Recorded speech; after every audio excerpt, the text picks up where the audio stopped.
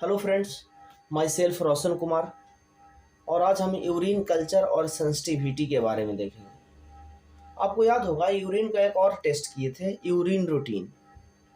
Urine routine करते वक्त urine का बहुत कुछ पैरामीटर उसमें देखे थे, कुछ बाकी रह गया था।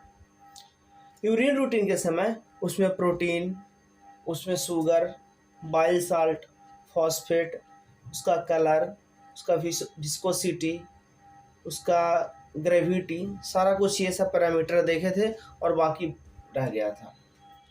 तो आज हम इकोलाई के बारे में पढ़ेंगे, क्योंकि यूरिन कल्चर एंड सेंसिटिविटी से इकोलाई बैक्टीरिया का पता लगता है। तो सबसे पहले इकोलाई के बारे में जानें। इकोलाई चूँकि एक बैक्टीरिया होता है और ज़्यादातर केस में वो हेल्दी पीपल और हेल्दी एनिमल के इंटेस्टाइन में रहता है। Most of the E coli bacteria are harmless. ज़्यादातर केस में इकोलाई बैक्टीरिया हार्मलेस होता है, लेकिन कभी कभी क्या होता है, हार्मफुल हो जाता है। कोई स्ट्रेन इकोलाई का कोई स्ट्रेन बहुत ज़्यादा हार्मफुल होता है। जैसे उसी तरह इकोलाई बैक्टीरिया का एक स्ट्रेन है 0157H7 स्ट्रेन। इससे क्या होता है, सीवियर स्टमक क्रैम्प होता है, ब्लडी डायरिया होता है। हम लोग जानते हैं डायरिया में क्या होता है, वाटरी बहुत ज़्यादा होता है और कुछ कुछ ब्लड भी आता है, तो ब्लडी डायरिया होता है। उसके बाद वोमिटिंग भी यही कॉज करता है, ये वाला स्ट्रेन। तो ये बहुत हार्मफुल और डेंजरस हो जाता है। अगर कोई पर्सन इकोलाई बैक्टीरिया से इन्फेक्टेड है तो इसमें क्या क्या सिम्टम्स आएंगे, मतलब उसका क्या क्या लक्षण होगा, क्या क्या उसका सिम्टम्स दिखाएगा। सबसे पहले तो स्टमक क्रैम्प होगा, पेट में बहुत ज़्यादा दर्द होगा, स्टमक पेन होगा, बहुत ज़्यादा क्रैम्प होगा, कोई साइड में या फिर बीच में कहीं भी नोजिया जैसा लगेगा। उसके बाद वोमिटिंग का फीलिंग होगा, वोमिटिंग भी हो सकता है। ये सब इकोलाई बैक्टीरिया का सिम्टम्स है। सबसे पहले इकोलाई बैक्टीरिया का हम लोग साइंटिफिक नेम पढ़ेंगे। साइंटिफिक नेम इसका होता है एस्क्रिचिया कोलाई। इसका ऑर्डर होता है इंटेरोबैक्टीरियल्स, इसका फैमिली होता है इंटेरोबैक्टीरियसिस और इसका फाइलम होता है स्यूडोमोनोडोटा। अब आइए देखते हैं कि ये कॉज कैसे होता है, मतलब कि इकोलाई बैक्टीरिया होता कैसे। कभी कभी क्या होता है, कंटामिनेटेड फूड ले लेते हैं। ऑब्वियस सी बात है, कंटामिनेटेड फूड लो या फिर कंटामिनेटेड वाटर लेने से इकोलाई बैक्टीरिया हो जाएगा। कभी कभी ग्राउंड बीफ खाते हैं, जैसे कि कोई चीज़ का मांस, तो ग्राउंड बीफ खाने से भी इकोलाई बैक्टीरिया कॉज कर जाएगा। फिर अनपास्चुराइज्ड मिल्क, हम लोग को हमेशा कहा जाता है कि मिल्क लेने के से पहले लगभग उसको 15 मिनट तक या फिर 10 मिनट तक उसको पूरे अच्छी तरह से बॉयल करना चाहिए, उसको पास्चुराइज्ड करना चाहिए और पास्चुराइज्ड करके पीना चाहिए। लेकिन अक्सर हम लोग गलती करते हैं, बिना पास्चुराइज्ड किए मिल्क, मैंने बिना गर्म किए मिल्क हम पी लेते हैं, तो उसके कारण भी कुछ दिक्कत होता है। उसको फ्रेश प्रोडक्ट, कभी कभी क्या होता है, फ्रेश प्रोडक्ट को, जैसे फ्रेश प्रोडक्ट में एप्पल, कुछ मैंगो या फिर कुछ भी वेजिटेबल में या फ्रूट में जो फ्रेश प्रोडक्ट है उसको धो के वॉश आउट करके, प्रॉपरली वॉश आउट करके हम लोग को खाना चाहिए। लेकिन जब अगर हम फ्रेश प्रोडक्ट को वॉश आउट करके नहीं खाते हैं तो उससे भी क्या होता है, इकोलाई बैक्टीरिया होने का चांस रहता है। फिर कंटामिनेटेड वाटर, ऑब्वियस सी बात है, पॉन्ड्स का कंटामिनेटेड वाटर, रिवर का कंटामिनेटेड वाटर, लोकेलिटी का कंटामिनेटेड वाटर, आसपास में जमा हुआ पानी, ये सब कंटामिनेटेड वाटर, ये सभी बहुत ज़्यादा बीमारी कॉज करता है। अब आइए सबसे पहले क्या देखते हैं, एक होता है क्रॉस कंटामिनेशन या फिर प्रिकॉशन। हम इसके लिए क्या क्या प्रिकॉशन लेंगे ताकि इस बैक्टीरिया से बचा जाए और ये ना हो। सबसे पहले तो यूटेंसिल्स को बहुत अच्छा से वॉश करेंगे। जो बर्तन में हम लोग खाते हैं वो स्टील का हो, फाइबर का हो, जो भी कुछ हो, उसको सबसे अच्छा से मतलब प्रॉपरली वॉश आउट करेंगे।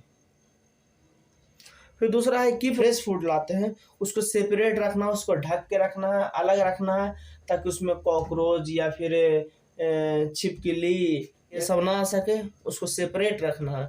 फिर वॉश योर हैंड प्रॉपरली, ये तो यूनिवर्सल चीज़ है कि कोई भी चीज़ करने से पहले अपना हाथ वॉश आउट प्रॉपरली कीजिए। इकोलाई करने के लिए सबसे पहले एक बाइल ट्यूब का फॉर्मेशन करेंगे।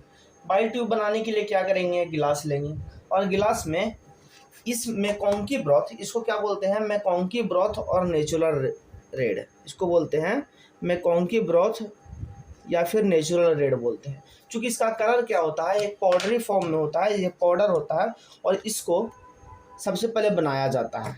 एक गिलास में क्या करेंगे, इस अगर आप ध्यान से देखेंगे तो इसका कलर रेड नहीं है, फिर भी इसका लिखा गया है नेचुरल रेड। इसका कलर रेड नहीं है, फिर भी इसका कलर क्या लिखा गया है, नेचुरल रेड। अब क्या करते हैं, इसको पहले वाटर में मिक्सअप करके लगभग 15 मिनट तक इसको खौलाते हैं, हीट करते हैं। हीट करने के बाद वो लिक्विड फॉर्म में बन जाता है। उसके बाद फिर क्या करते हैं, इसको ठंडा करते हैं। ठंडा करने के बाद जो फॉर्मेशन होता है वो क्या होता है, रेड कलर का एक लिक्विड फॉर्मेशन होता है जिसको बाइल ट्यूब बोलते हैं, क्योंकि बाइल ट्यूब इसी से बनता है। अब उसको क्या करते हैं, बाइल ट्यूब को ट्यूब में ले लेते हैं। बाइल ट्यूब इसी तरह का कुछ लिक्विड होता है जो थोड़ा सा रेडिश पिंक टाइप में होता है, इस तरह का कुछ लिक्विड होता है। ये नहीं है, इसी तरह का मैं आपको दिखाता हूँ, बाइल ट्यूब दिखाता हूँ। इस तरह का लिक्विड होता है, यही है बाइल ट्यूब होता है। इसमें क्या करते हैं, जो हम पेशेंट से यूरिन लेते हैं उस यूरिन का 4 से 5 ड्रॉप इसमें डाल देते हैं।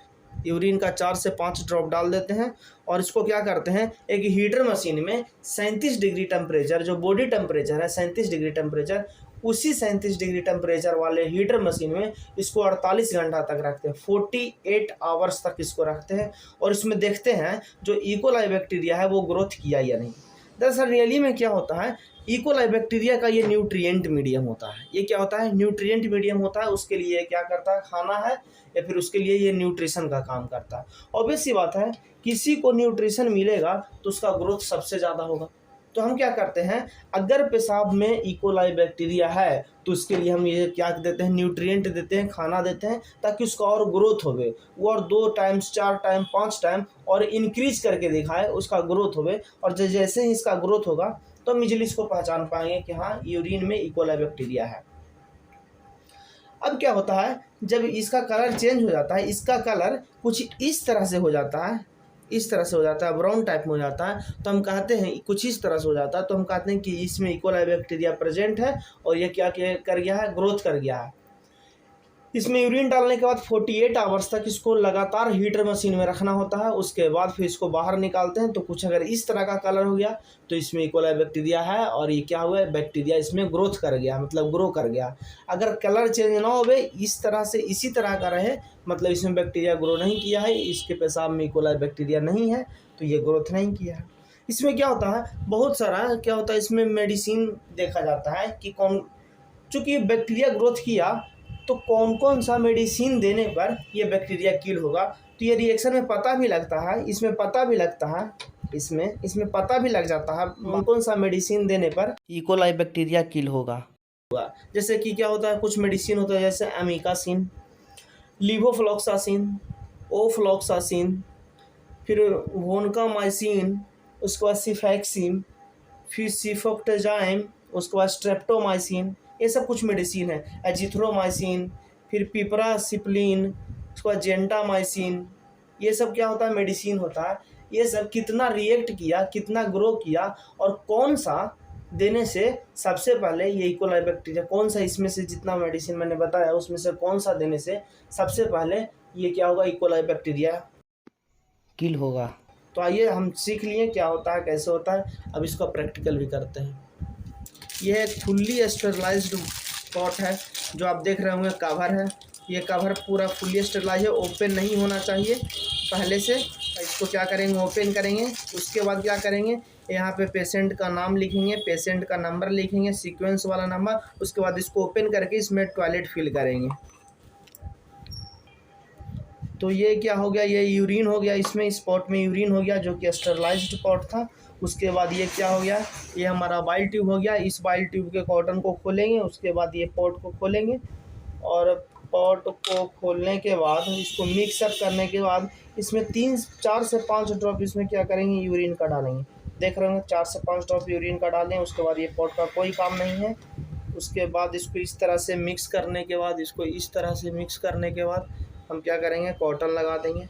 कॉटन लगाने के बाद ये बाइल ट्यूब जिसमें मैंने यूरिन डाला, इसको लगभग 48 घंटा इसको क्या करना है, वहाँ रखना है।